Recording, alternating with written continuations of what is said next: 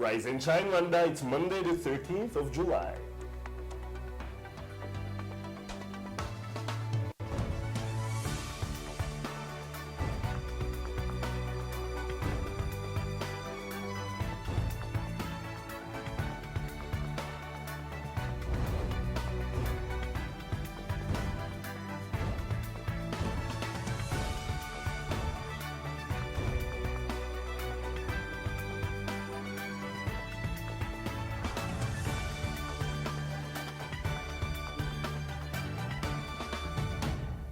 Coming up on today's Rise and Shine Rwanda. It's the most anticipated event of the summer, and we have the preview for you. We are in for a spicy treat as we look at yet another innovative business. And learn discipline in this week's Motivation Monday. Good morning, it's just after 7 o'clock in the morning and you're watching Rise and Shine Rwanda with me, Regis Isheja. And me, Makeda Mahario. Over the next hour, we'll be bringing you the latest news, sports, and business headlines from here in Rwanda and around the world. And of course, the Rise and Shine team are here with us in the studio. It's Monday morning. What do we have going on in the world of business? Well, in business, I'm going to tell people hungry and starving for meat. It's another innovative business idea. It's meat processing and get to look, at what it's like. Okay, looking forward to that. And what about in the world of sports, Arnold? Another final of Wimbledon is coming to an end. We still look at the Tour de France, and it's a transfer season in Rwandan football. We'll see who goes where and who did APR get this time. Okay, lots going on over there. All that and more is still to come, but first, Rise and Shine, story of the day.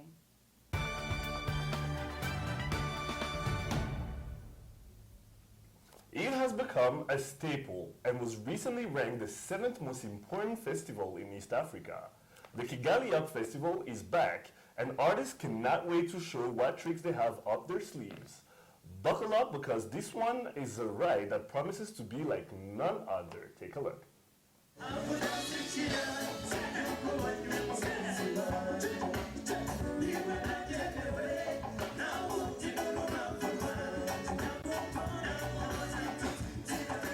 The temperature is rising and rehearsals are in full swing as the 2015 Kigali Up Festival is only a couple weeks away. This year marks the 5th edition and artists cannot wait to perform on the 25th and the 26th of July at Amahoro Stadium. numva kuko Kigali Up ni y'abanyarwanda twese ni y'abantu bakunda umuziki ni y'abantu twese twagakwiriye kuza kuko hari byinshi tuhigira situ nk'abahanzi duhura n'abandi bahanzi batandukanye bari sometimes bari na international so bivuga ngo badufasha kumva ibihangano byacu no kuba babigeza mu bindi bihugu bitandukanye so natwe ubwacu nk'abahanzi tukagaragaza ubuhanga bwacu na talent yacu dufite mu buryo bw'ubuhanzi. Kigali Up uyu mwaka numva ko izaba idasanzwe cyane ko izaba ibaye ku nshuro ya 5 abantu bizihiza iyo myaka yose imaze mu Rwanda kandi ari evenement ikomeye cyane. Numva ko rero ku giti cyanjye navuga ko izaba idasanzwe nanjye maze iminsi ndi muri rehearsals nzaza mfite energy yuzuye numva ko bizaba bidasanzwe. Kigali Up was recently dubbed one of the 7 best festivals in East Africa. And the franchise understands there is no other way but forward. Entertainment that actually promote Rwandan artists. We are among the 7th great festivals in the region, declared, recognized internationally. In Africa, we became the 15th country accepted, So I feel proud to be presenting Kigali Up, the 5th edition. It's really ishema ku Rwanda. The national level dufite Nicolensha Bato, Haiti, na Sauti Sol ya Kenya nkuko mubazi na no kuba local dufite Urunana, dufite Jules Senore, dufite Rafiki nkuko mwamubonye namwe. So the lineup is very great and we are hoping to have a very great. The Nicolensha Bato mu Haiti, the Jabondi azavuye mu Busuwisi ko mu Nyarwanda bizaba bicika. Now, what has the festival accomplished so far? And how does it help the local music scene? Mbona ko imaze kumarira abanyarwanda ikintu kinini kuko hari abantu benshi baje kuyireba mu Rwanda b'abanyamahanga bajyana ishusho y'igihugu cyacu mu mahanga ndetse natwe abahanzi twabashije guhura n'abantu bavuye mu bihugu bitandukanye baba aba producer aba managers abahanzi tugahura tukaganira tugahuza ibitekerezo numva ko ari ikintu kinini cyane muri industry yacu. Abahanzi ahatangiriye ubuhanzi rusange aba akwiriye gukura mu bitekerezo ukura mu buryo bwa kariyeri yawe uburyo usangamo uririmbamo uburyo uhimbamo kompozisiyo zawe no kuba uhura n'abantu abahanzi b'inararibonye babigize umwuga batandukanye bakaguha ibitekerezo bitandukanye mu muziki wawe nibwo gukura. We cannot wait. Regis Isheja, Rise and Shine Rwanda.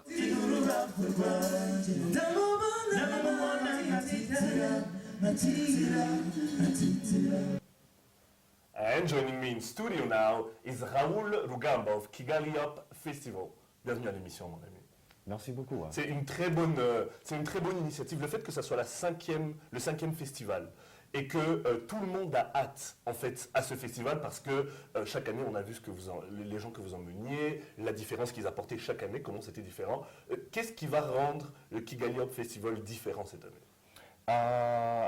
En fait, il y a la partie où les gens voient ici à Kigali, où il y a des gens qui viennent au stade, ils s'amusent et tout ça. Mais il y a aussi une autre partie dans le background où les gens, les organisateurs de Kigali Up aillent à l'extérieur et mettent les autres festivals. Et on vend nos artistes là-bas. On leur dit qu'on a des chanteurs qui sont à un niveau très haut. Et ça, c'est une partie que les artistes doivent comprendre. Donc, c'est ça, au fait, qu'on va faire dans cette 5e année. On va aller encore plus loin.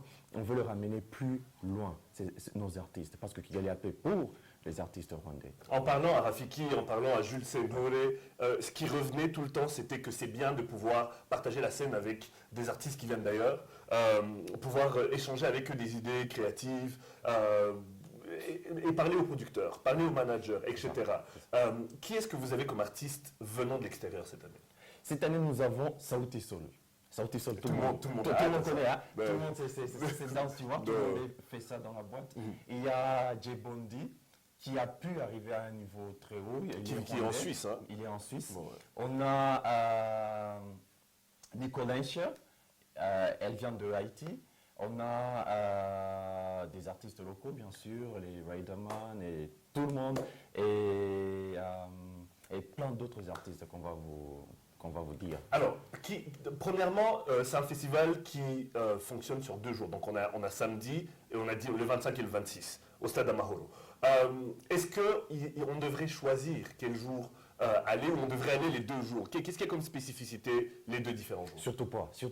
Donc, tu book la date déjà le 25 ou le 26 parce qu'il y a des artistes qui sont là le 25 et ça sera chaud le 25 et il y a des artistes qui sont là le 26 et ça sera chaud le 26. Donc, tu dois être, si tu as même une tente, viens, reste là-bas. C'est le 5e festival. 2015, ça correspond bizarrement, ça tombe, c'est des chiffres similaires. Est-ce que vous avez eu le support que vous aimeriez avoir, le ministère de la Jeunesse et des Sports, le gouvernement en général? Est-ce que les places commerciales du Rwanda commencent à comprendre que l'art est important, qu'ils doivent investir, qu'ils doivent sponsoriser? Est-ce que vous arrivez à avoir de l'aide venant de l'extérieur, pas juste de Kigali Up? Oui, je dirais oui, parce qu'il y a le ministère qui nous appelle tout le temps. Comment on peut vous aider? Il y a RDB qui nous appelle. Comment on peut vous aider? Comment on peut vous soutenir? Et il y a cette communication que RDB et Ministre fait chaque jour. Et tout ça, ça aide énormément. Donc, bien sûr, reste à y travailler encore. Il y a plein de choses qu'ils peuvent encore faire. Mais ça va venir petit à petit. C'est une très bonne chose que ce festival arrive un mois après que Stromae était supposé venir parce que beaucoup de gens étaient déçus, voulaient le voir, avaient hâte de le voir. Est-ce que la franchise comme telle, Kigali Up, a réussi à faire ce qu'il voulait faire jusque sa 5e année d'existence? Est-ce que vous pensez avoir accompli ce que vous auriez aimé accomplir et à rassembler les gens que vous aurez? Parce que vous avez des gens d'un peu partout. C'est ça la force de Kigali Up en fait. Oui, on ne peut pas dire que c'est à 100% ce qu'on voulait avoir, mais on est déjà dans le bon, on a pu faire énormément et on espère vraiment faire plus avec cette 5e anniversaire qu'on a. Ok. Et là, qui est-ce que vous appellerez comme les headliners, comme on les appelle en anglais? Quels sont les main attractions cette année? Qui est-ce qu'on va à Kigali Up voir cette année? Voilà, ça revient maintenant à la question que tu m'as posée avant. Si on doit choisir une des 2 journées qu'on aura, pourquoi tu vas rater Eddie Kenzo le 25? Pourquoi? Tu peux pas rater ça. Mais tu n'avais même pas parlé de lui, en fait. Donc, il Voilà. n'y a, pas juste Sauti Sol, on a Eddie Non, Kenzo aussi, on a Eddie Kenzo le 25. qui a gagné un BET Award il n'y a pas longtemps. Et il y a quelques jours, là. Donc, tu ne peux pas le rater. Et il y a aussi une liste de tous ces artistes qui sont là. On a le 26 Sauti Sol. Pourquoi tu vas le rater? Tu ne peux pas rater ça. Même si c'est... Hein, tu ne peux pas rater ça.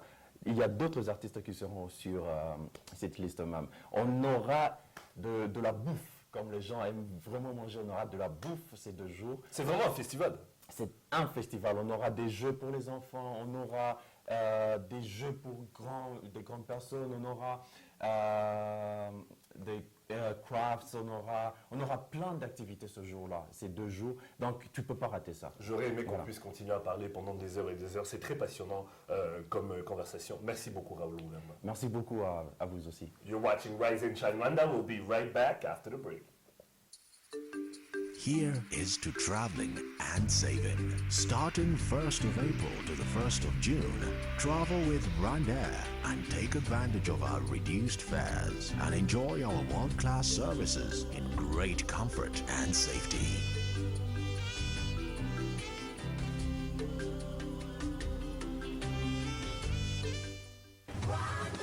Fly our dream to the heart of Africa.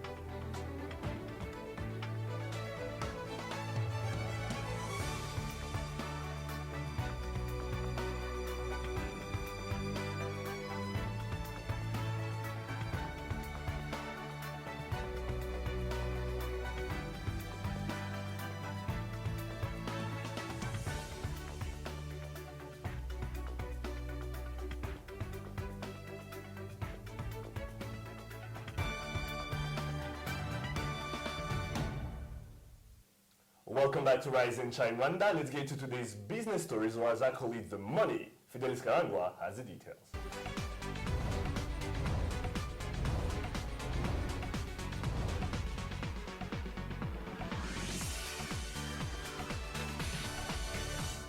Business stories making headlines today.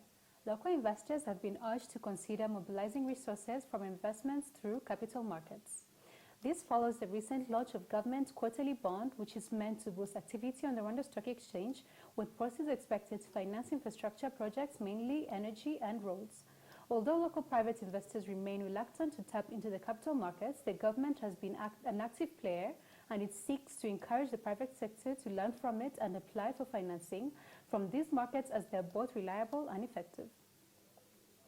And a recent report shows that Rwanda's consumer price index increased by 2.8% year-on in June 2015, compared to 1.4% that was recorded in the same period in 2014. The increase is mainly attributed to the rising prices of food and non-alcoholic beverages, which increased by 2.9%. The government is projecting inflation rates to reach 3.5% by the end of 2015, which will be contained at a below level of 5% in the medium term, as anticipated by the National Bank of Rwanda. Now, as always, the business segment, we feature some of the most innovative business ideas out there, and today is no different. We get to meet a young entrepreneur who has turned his one-year course in entrepreneurship into a thriving meat processing business. Take a look. In 2010, being an entrepreneur was far from Hervé's lifelong dream, where he always thought he'd be a filmmaker or an actor. All this changed after attending an entrepreneurship course in 2011 that set him on a new path in life. After finishing my entrepreneurship course, then that's when I came up with an idea of doing meat processing, because I came like in farming. My hobby when I was a child was just farming, small livestock, pigs, chickens, goats. But then after a while, I say, how can I come up with an idea so that I can do more than farming? That's when meat processing comes. By starting a meat processing business with emphasis on sausage production, he has been able to reap great benefits from a business that we can say is not very common in Rwanda. Despite his success, Hervé says business is not what it seems like on the outside when you get into it for the first time. When I had started, it's really extraordinary things, because what we heard about business making and what is on the field, it's really totally different. Anything is a teacher for you. One day comes different from another day. So when I came on the field, I came up from officer working. I was in insurance company. I was accountant. So it was really totally different from what I had and how the business you can do business. Yeah. So for all of you who are wondering, meat processing, eh? What is that like? Here is your answer. It's a profitable business because everyone like to eat meat. As you know, many people, even Rwandese, we call inyama, it's imbone karimwe. It means it's something you can find once in time in our year, in a way. But so because that spirit of like to eat meat, that's when you do business in meat processing, you find a very good business in what you can do. Yeah. There you have it. So in case you're wondering which business you could start too, here is one that's good for the money and yummy for our tummies. Kangwa Fidelis, Rise and Shine Rwanda. And joining us now in studio is Hervé Tuishime, the Managing Director of Panier Meat Processing. Welcome to the show, Hervé. Thank you. Now tell us, you told us you started this business about 2 years ago. So what has the experience been like so far up to date working in this business? For myself as an entrepreneur, from when I started up to date, I get a lot of experience more than before, because when I entered in the business, as I told you before, my skills was just in schools as business management, entrepreneurship, but now I get experience how the business works in Rwanda on the field, especially for the small and medium enterprises, how you can work, how you can achieve your goals as a young entrepreneur on the market. Yeah. Now, I know the other thing with working with meat is it's very time-bound. There's only so many things that you can do to maximize profits on it. Yeah. So are you able to face some of this challenge and other challenges that you face in this business to become as successful as you are today? Most of the challenges I faced from when I started, it's to work in the fields where every people you work together, like suppliers, customers, even staffs you work together, they are not understanding each other. They can't follow normal regulations, how it have to be done. That was the first challenges I faced as an entrepreneur. The second, they are just like infrastructures, how, for example, electricity, water, all those are things which, if you don't have enough money or capacity to afford the big promises, you have to face that kind of programs while working in the area which is not friendly to the meat processing. Yeah.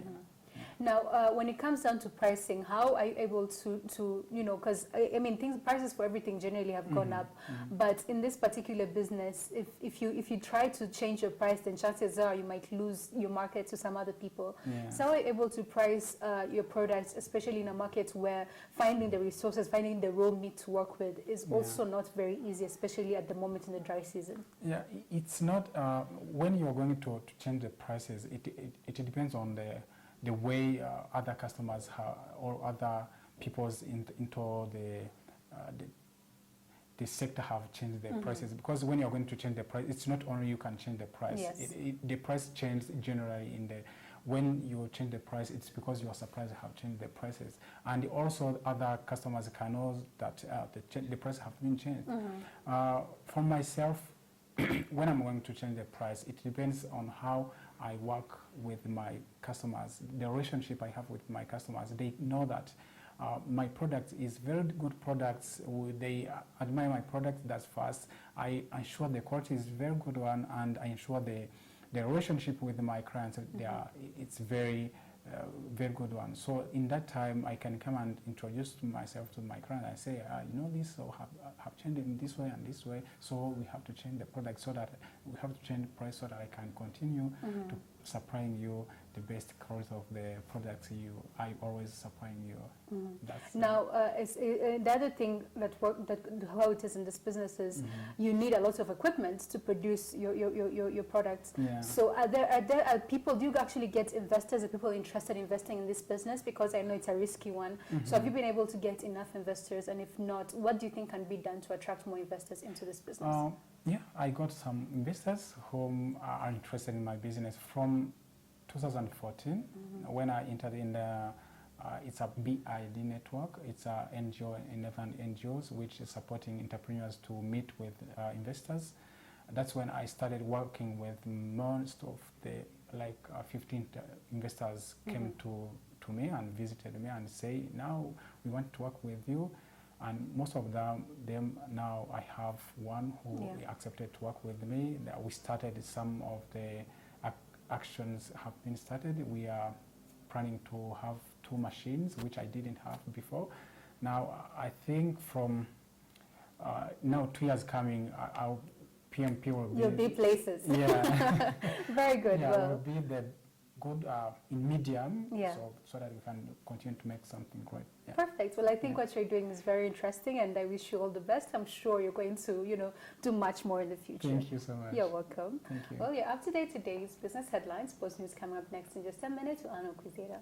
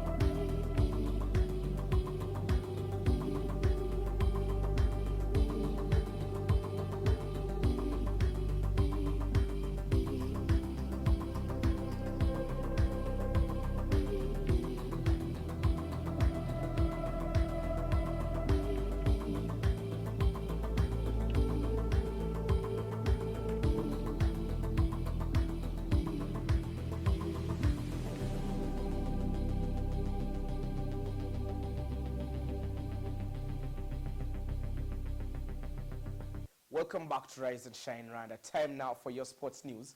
Arnold Quizera.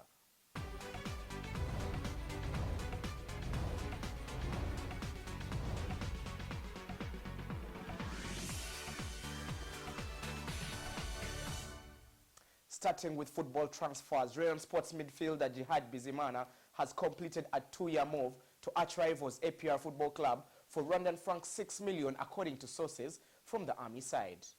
The 20-year-old midfielder confirmed the move over the weekend, revealing his excitement at joining the reigning league champions. The Rubavu-born player started his career at Enticells in his hometown in January 2012 and went on to play the full 2012-2013 season before joining Rayon Sports, where he has been for 2 seasons. Bizimana will come in as a replacement for Jean-Baptiste Mugiraneza, who completed his move to Tanzanian side Azam Football Club. Moving on to tennis, Serena Williams completed the second Serena Slam of her extraordinary career and then set her sights on completing a calendar year slam of the major singles titles. The American 33 beat Gabin Muguruza, the number 20 seed from Spain, in a match more thrilling than the 6-4-6-4 score suggests, to win her 21st Grand Slam singles title. She also becomes the oldest female slam winner in the Open era and holds the US Open, Australian Open, French Open and Wimbledon singles titles simultaneously, and as she last did in 2003. By defending the US Open next month, she can become the first woman ever since Steffi Graf in 1988 to win all 4 slams in the same year. Victory at Flushing Meadows will also take Williams' level with Graf's career total of 22 slam wins.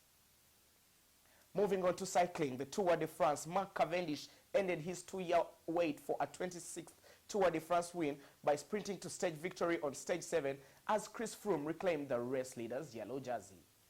Cavendish, who last won a stage in the Tour in the 2013 edition, produced a perfectly timed burst in 4th race to win by a bike length from Andrea Grepe in 2nd and Peter Sagan of Team Tinkoff Sacco in 3rd. Cavendish is now out on his own in 3rd place on all the all-time list of Tour stage wins, 8 adrift of Eddie Marquez's record of 34 and just 2 away from Bernard Hinault's total of 28. Chris Froome still maintains the leader's yellow jersey. All right, so he still maintains the yellow jersey, but moving on with 1 week to go now to the end of the Tour de France, how do you see this playing out? Who do you see winning it at the finish line? I think we are going into what is the most entertaining part of the Tour de France, especially now we're going into the mountains. And these mountains tend to favor riders like Alberto Safili from Italy, Alberto Contando from Spain, who is currently in the 7th position. So you feel Contando can come and try and make a leap, but Chris Froome is the man to beat at this point, and you feel he is in a very commanding position going into the last stages of the Tour de France. Mark Cavendish also setting his sights on new record wins. He has won the most stages ever for a he is ranked number 3 for most stage wins ever for a Tour de France rider. Let's not forget that Lance Armstrong is no longer considered the rider with the most Tour de France stage wins. Since he got stripped of his since wins. he got stripped of his titles. Right. But you feel cycling is not as entertaining without Lance Armstrong in it, but it's a sport in dire need of cleaning its image because everyone feels there's a lot of doping in the cycling sport. And also good news for Africa that they are the MTN Kubeka team, a former Tour de Rwanda winner, 2012 Tour de Rwanda winner, won a stage 5, of the mountain biking. That's great news for Africa. Yeah, that's very good news for Africa, and I think it could inspire, the likes of Jadi Harvey, who has been victorious also over the weekend in Nyanza, the likes of Valence Ndaisenga, who himself is good in the mountains, to go on and maybe one day be at the Tour de France. Well, I cannot wait for that day. Moving on to transfer season in football here. More bad news for Rayon Sport?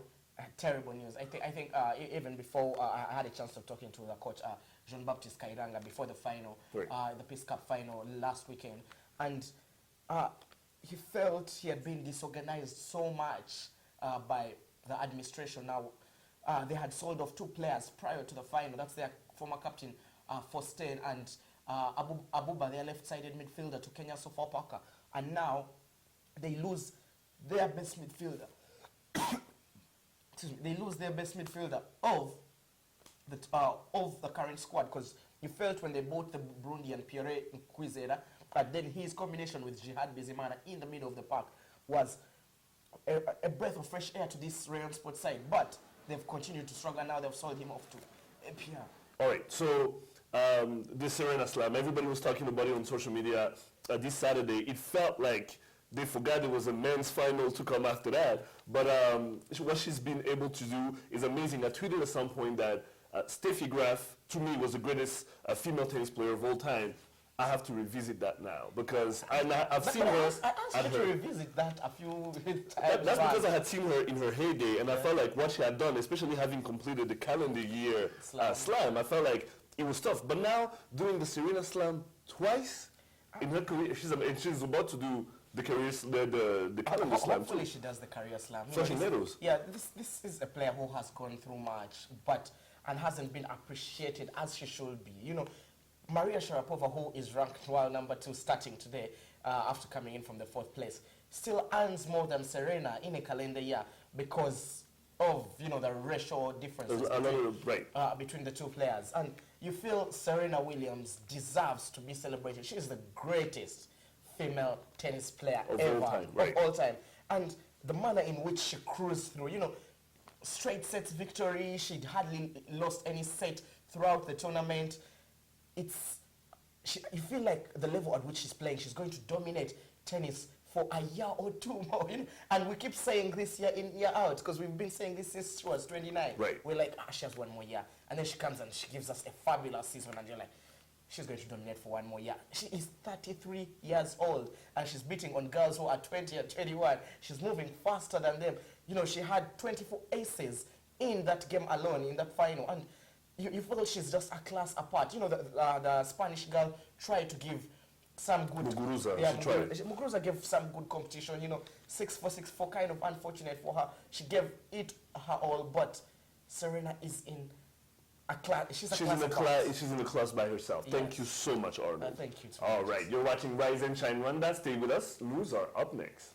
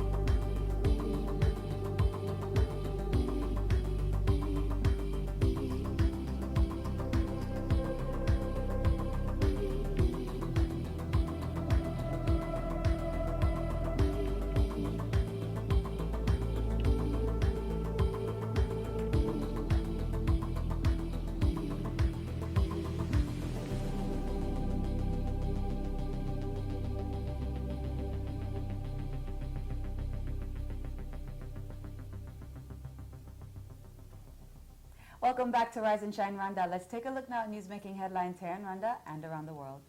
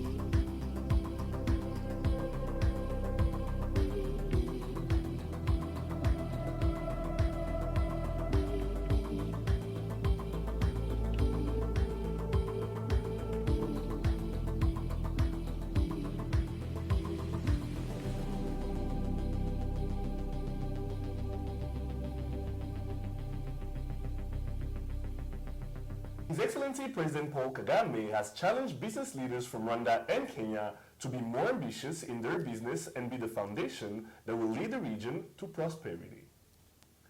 His Excellency President Kagame made the call yesterday while addressing about 200 business leaders from Rwanda and Kenya who gathered in Kigali for the Rwanda and Kenya Business Forum. President Kagame challenged the business leaders to think globally and focus their thoughts on what role Africans can play on the global stage. President Kagame also called on the business leaders to invest in the African youth who are the majority of the African population. The Ministry of Finance and Economic Planning and the United Nations Population Fund hosted the World Population Day at Umubano Hotel yesterday. The main themes this year are raising awareness on population and development issues and vulnerable populations in emergencies. Both themes are intended to raise awareness on population and development issues and highlight the needs of women and adolescent girls during conflicts in humanitarian disasters. And in regional news, Burundi's government has backed regional calls to postpone controversial polls by only a few days, saying it had asked until electoral commissions to implement the delay. A crisis in the country has resolved around President Pierre Nkurunziza's third-term bid, which his opponents say is unconstitutional and violates a peace deal that brought an end to a dozen years of civil war in 2006. Over 70 people have been killed in more than 2 months of protests, with over 158,000 refugees fleeing the neighboring country. Presidential polls were due on July 15th, followed by senatorial elections on July 24th, but the Eastern African Community called last week for elections to be delayed by 2 weeks to July 30th in order to allow time for mediation. Parliamentary polls on June 29th were boycotted by the opposition and internationally condemned. In international news, a suicide bomber has attacked outside of a main crowded market in the capital of Chad. The blast reportedly killed 17 people, injuring dozens of others. Authorities said the assailant was disguised as a woman wearing a full-face veil when he detonated explosives as police tried to stop him in Jamana on Saturday. The attack is the third to shake the country's capital in less than a month.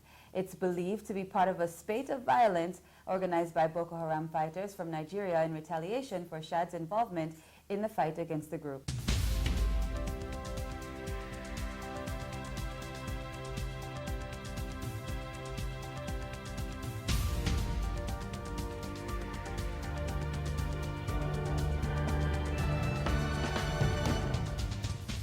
All right, don't go anywhere. Lifestyle is up next. Plus, we take a look at what's hot right now in our daily debate section, Hot Topics. We'll be right back.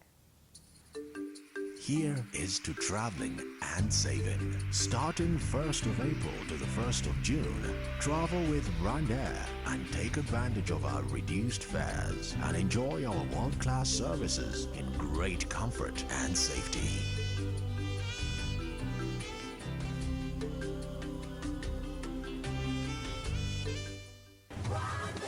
Fly our dream to the heart of Africa.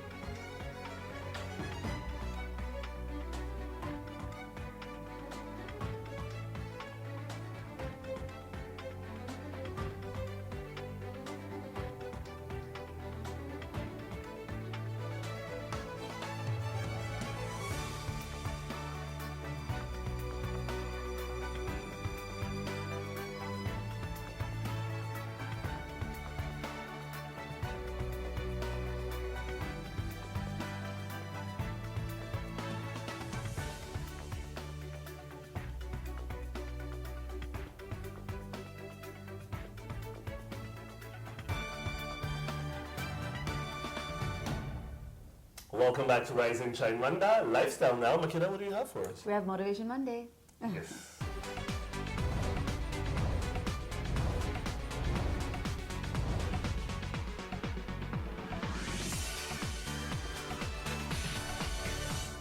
It happens to everyone, even the fittest among us. Some days we just need that extra push to motivate us to work out.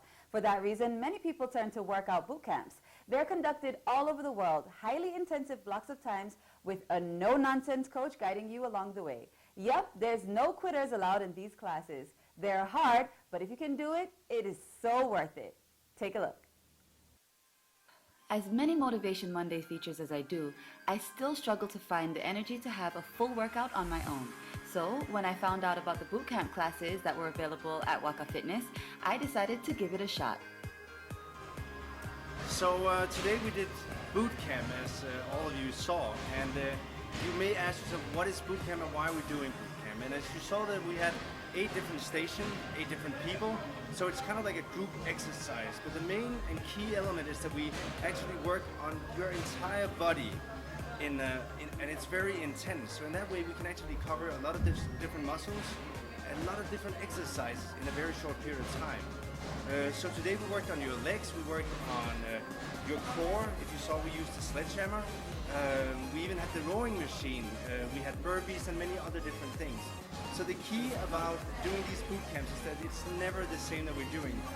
Saturday or Thursday or Tuesday, it's always different. So in that way we keep you motivated. You as a team, you stay motivated. And it's high intensity where we build your strength, and we also make sure you get a good cardiovascular exercise. There are many, many different ways that you can actually do this yourself. Many of these exercises, you don't need any equipment. It's what we call functional fitness, where you're only using your own body weight. So you can look online. You're also welcome to come in and visit us, and we can give you a program or some suggestions to how you can do it when you go for a run or if you're home in your living room.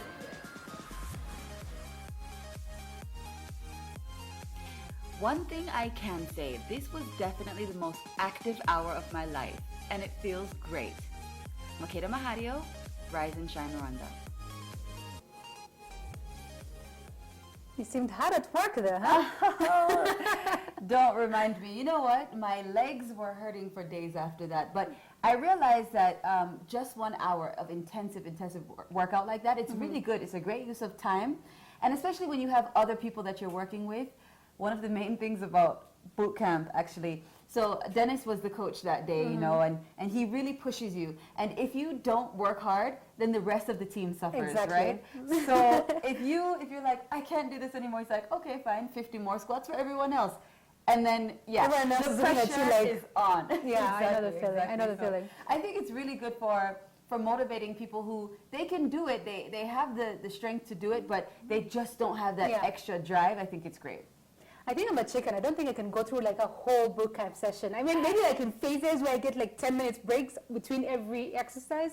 But yeah, it's really good, huh? Yeah, I heard that this is what a lot of celebrities use whenever they're getting ready for, I don't know, a photo shoot or for a movie or something like that. They do these boot camps. I know I've heard about, you know, big stars like Beyonce and, I don't know, Kim Kardashian and whoever. They go and they do these intensive workouts just for like a few weeks, and then they're able to get back in shape for whatever it is that they need to do. So I suppose if there's anyone out there who has, I don't know, I know when people are getting ready for their wedding or for whatever the case may be, they like to work out a lot. So I guess this could be a good... do you think the running community there, like, do people understand this now? I know they're not even big on exercise to begin with, so boot camp must be like a whole new thing. I think... Do people like get it, will come for the classes? I mean, to be honest, I can't speak for everyone, but there were quite a few...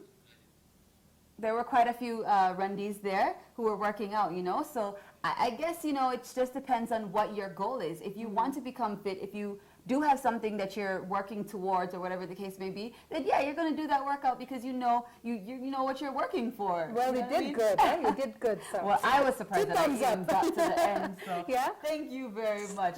Maybe next time I'll come along and embarrass myself. Yes, Karibu, Sana. Okay, don't go anywhere. We have hot topics coming up next.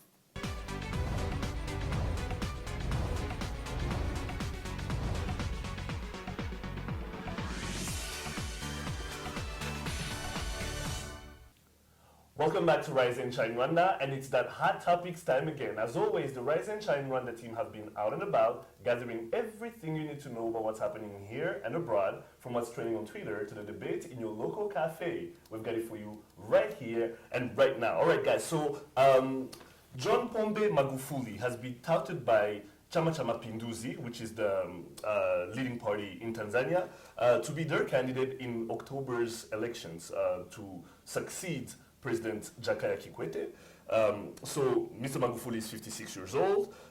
He will become the 5th president in Tanzania, but that's not what got my interest. What got my interest is that it's the first time ever in Tanzania's history that a woman has made it far in a presidential race within a party. In this case, he was going against Asha Rose Migiro and against Amina Ali, who's the African Union representative to the UN. Now, he was going against them too. He won, but after winning, chose a woman to be his running mate. Her name is Samia Hassan Suluhu. So I guess the Tanzanian society, the political sphere, is doing pretty good. Gender equality, I thought we could bring that up and, you know, congratulate them. It's about time. I mean, gender equality is everywhere. It's a big deal in most countries at the moment. So it's about time they caught up. I feel like it's a great move for them. It had never happened ever in Tanzania. Yeah, I feel for a nation that has a very big Muslim population, women were not looked at as leaders initially. You can even see the running mate, the lady, she comes from a predominantly Muslim part of Tanzania, which is Zanzibar.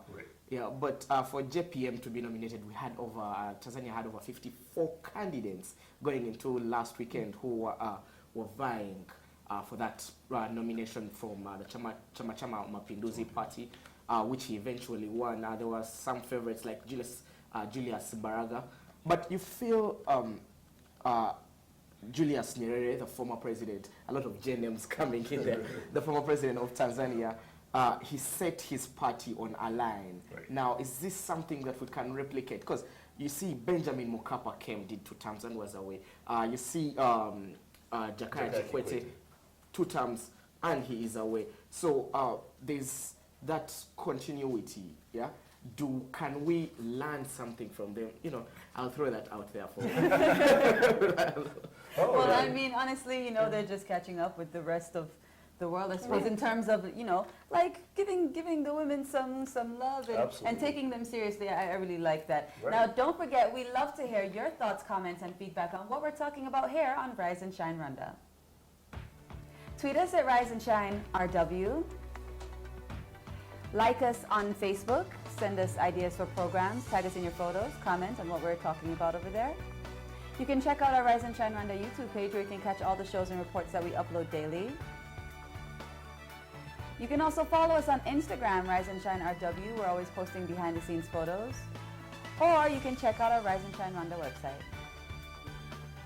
Well, that's all the time we have for today, but we love to hear your feedback, so we're waiting so that you let us know if you have any ideas for the program, okay? You've been watching Rise and Shine Rwanda with me, Makeda Mahario. And me, Regis Isheja, will be here same time, same place tomorrow, so do join us then. But for now, from the 2 of us and this great team here, have a great day, guys. Bye-bye.